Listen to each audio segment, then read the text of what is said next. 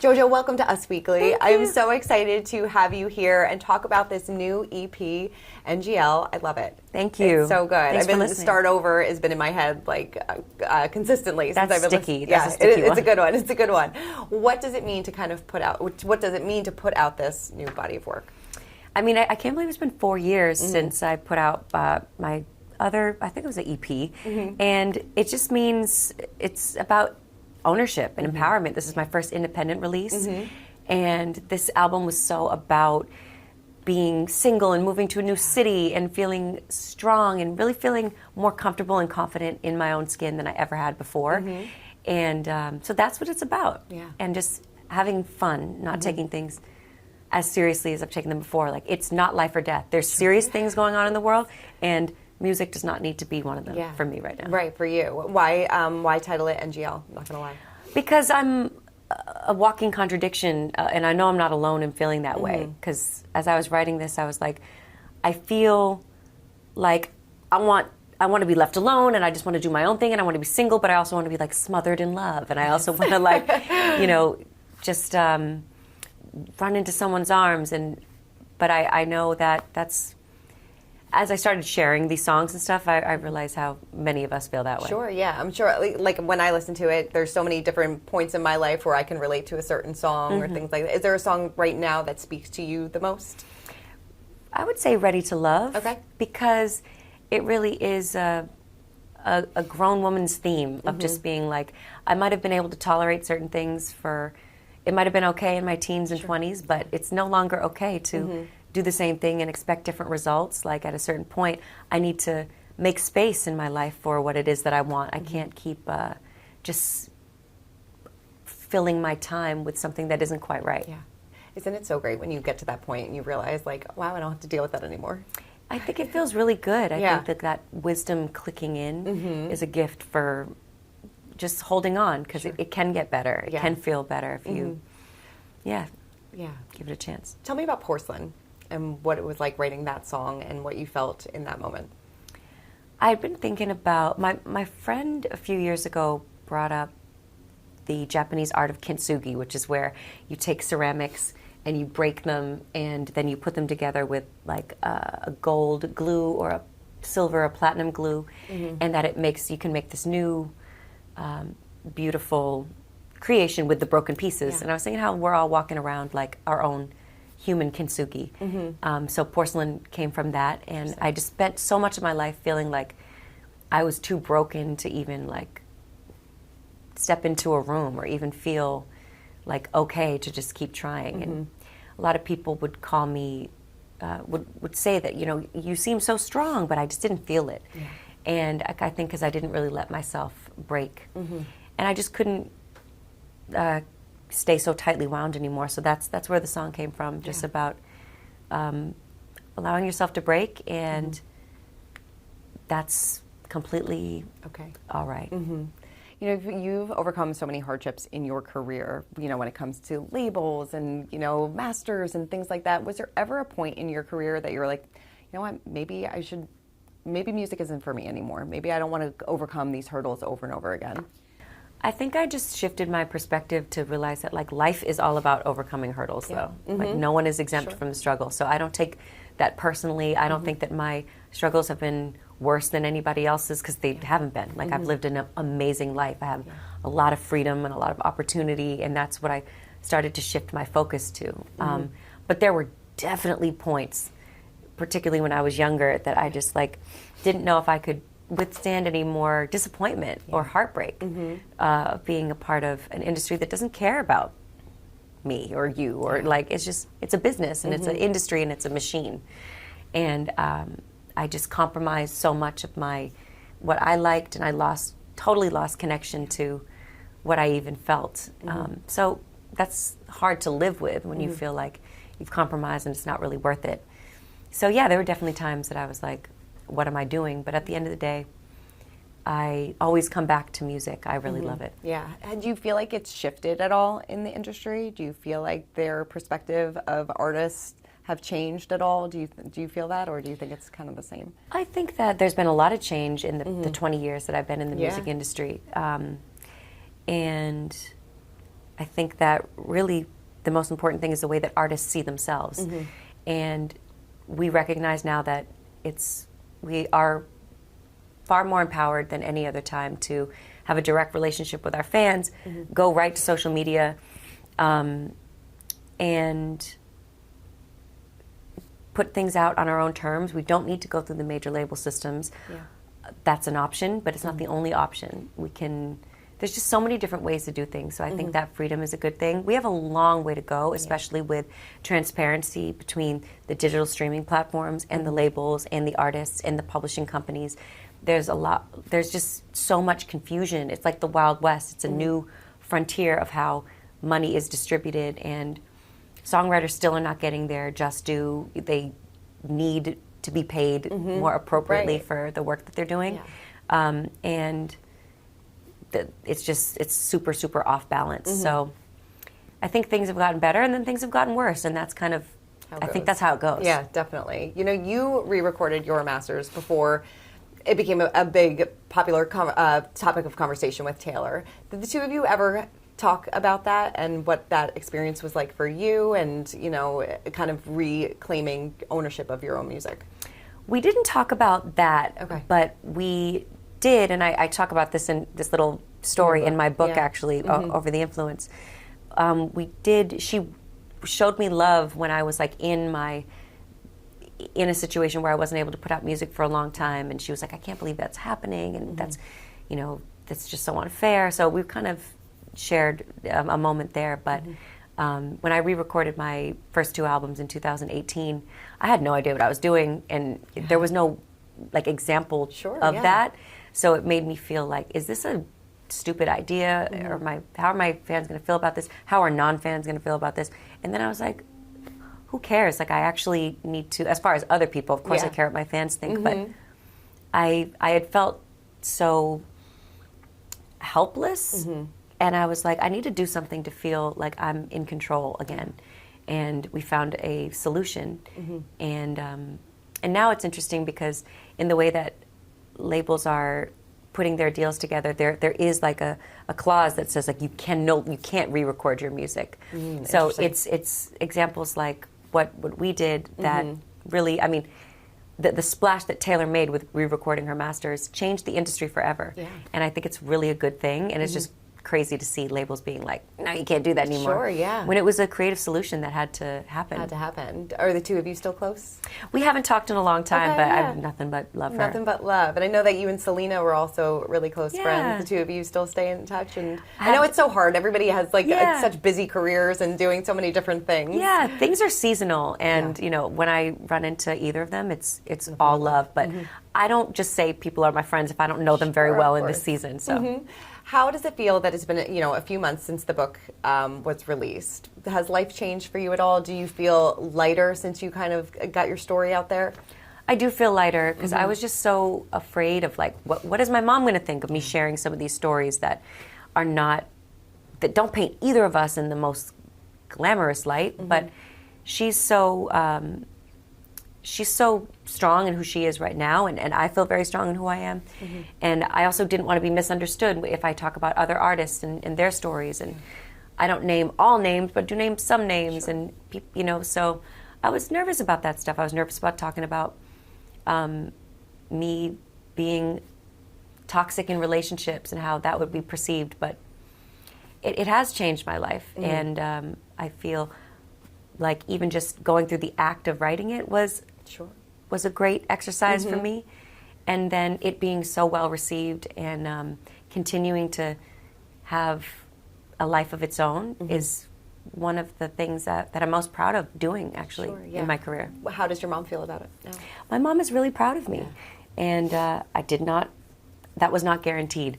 So it just speaks to the growth that she has had and where we're at in our relationship. And she's about to be celebrating 10 years of sobriety. And that really is like the biggest accomplishment, I think. And, you know, she goes around telling everybody that her daughter's a New York Times bestseller. Like, I think that's something she's the most proud of me for. Yeah, as she should be. That's amazing. That really is fantastic. And I feel like she has done because you see the pitfalls of young stars. They come and go and have their troubles along the way, but I feel like your family has done so much to help you stay grounded throughout that time. don't know who I'd be if it weren't for my family and my friends who have become like family. But I definitely had my ups and downs. That's very much in the book. And the title is Over the Influence. So it's about how I thought I would never be like my parents, who I judged at a certain point pretty harshly for struggling with their own addictions. And then I found myself being like, oh, just because it doesn't show up like this, I am acting like an addict in this way. Like I'm just like doing things that are impacting my life and the lives of others. And, I had to be like, I had to check myself many times. Sure. Do you feel like you still sometimes have to check yourself? Yeah, constantly. Yeah. I think that that's just a tendency. There are tendencies that I have where I need to really be aware. Yeah. So that's why having different like practices in place, or I'm not like I'm not sober, but like periods of I'm doing dry January, or I don't drink while I'm on tour, or I just don't like to overindulge in general. And I'm grateful for that, because I've been on the other side of liking to be out of my mind. I don't desire to be out of my mind anymore. Yeah, that's good. It's good that you've figured out the balance that works for you. I'm learning one day at a time. One day at a time. Was there anything that you wish that you didn't put in the book, or anything that you wish you added? I don't really have regrets about it. I did get cussed out in the street by an ex. No, really? Who didn't like the way that I don't know. We didn't even talk about it, but he was just like, I had sent him the manuscript, and he was like, he told me to F off, and I was like, dang. Oh, dang. That's crazy. It was, so, but I still said what I said, and I had to accept that not everybody was gonna be happy about it. Sure, yeah. Wait, so you ran into him in the streets, and oh no. Oh, yeah. No. Oh no. It was weird to have a man in his 40s tell me to F off. Right? But you know what? We're all on our own journey. And it's your story. Yeah. It is my story, yeah. And look, if I had written it a year from now or 5 years from now, I would tell different stories, probably in a different way. But this is what the story was. Yeah. You said before that you've learned, because you were in toxic relationships before, and I'm sure you've learned so much. And I did hear earlier that you are in a relationship with somebody now. Do you feel like you now have the tools to kind of move forward in a positive, healthy relationship? That's what my song Ready to Love is about. Yeah. I was like, I want to make space in my life for somebody who is ready or someone who's ready to love, ready to be vulnerable and accountable and have fun and grow together, and all those things. So I do think that it has taken me a long time to know myself enough to say yes to the things that really feel like a yes, and no to the things, and be able to leave things that aren't right for me, and also show up and be a safe space for somebody, be a safe space for myself, first and foremost. I was not that for so long. I was not safe within myself. So I do think that it's just a beautiful season in my life where I feel more present and ready for the things that are meant for me. Yeah, definitely. Ready for the next chapter. Yeah. You write in the book about Leave. Obviously, that was such a huge, huge hit, and how your relationship with it has changed over the years. How do you feel about the song now? Is it something that you're looking forward to singing when you get back out on tour? Yeah. I love singing it on tour, because a lot of my fans and I grew up together. So it's like this special moment that we have where, I remember where I was when it came out. Yeah. It changed my life forever. And I feel like I can see in people's eyes, in the audience, that they're remembering, they're feeling nostalgic of where they were in that moment, and when things were simpler, and we didn't have the same worries that we have today. And, the climate of the world was different, everything. And so I think it's a beautiful moment. And not every artist can say that they have songs that, that people still want to sing back to them that long ago. So multiple songs too. It's pretty special. It is pretty special. I try to keep it in perspective, because sure, can it be redundant to do the same songs every night? But I reframe it as I am so lucky to be able to do that. No, definitely. Do you everybody always looks back on life, careers, woulda, coulda, shoulda. Is there a certain moment in your career that you're like, oh, maybe I should have done that and things would have been different, or I'm glad I didn't do this because things would have been different? I try not to live with like shoulds and stuff, Yeah. but I just remember, and I talk about this in the book, when I counted myself out of so many situations because I felt like I was depressed, or I just couldn't see myself how other people saw me. Like, I was at the studio and Bruno Mars was in the room next door, and we were signed to the same label, and he was like, "Oh, come sit with me and Craig," who was the president of the label that we were signed to. And I was like, "Oh no, you guys just do your thing." Sure. And I'm not saying that anything would have happened from that, but it's symbolic of the way that I saw myself, that I wasn't worthy of sitting with them. Yeah. And yet he asked me to sit with them. And I wish that I hadn't felt so low. I wish that I had not felt like I wasn't worthy of being at any table. Yeah. So that's kind of just the energy of, I have compassion for my younger self, of like being so just heartbroken from different experiences that I had, so confused. And I think it's so nice that Bruno was such a friendly, loving, open person that, you know, even that gesture was very kind. Sure. And so little things like that. Definitely. Well, you had a lot thrown. You were 12 when you came onto the scene. Like, it must have been so jarring. I can't even imagine as like a 12-year-old girl having to, you know, have like such a huge song, being out there. Everybody knows your name. It had to be quite the experience. It was quite the experience. Yeah. It was my dream. It was a dream come true. Like.